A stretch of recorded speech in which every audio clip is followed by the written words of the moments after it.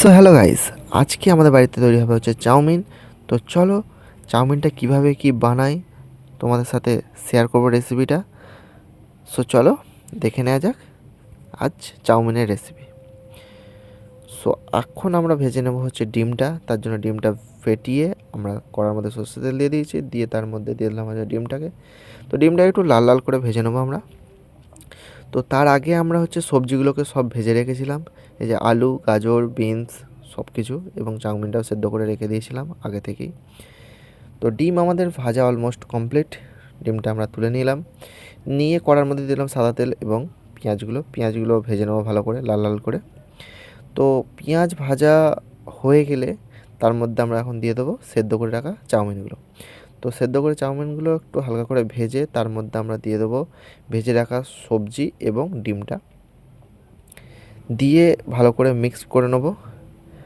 আর তোমরা এর মধ্যে দিয়ে দেবে হচ্ছে সয়া সস, পরিমাণ মতো নুন এবং চাউমিন মশলা দিয়ে মিক্সড করে নিলেই তৈরি হয়ে যাবে আমাদের হচ্ছে চাউমিন।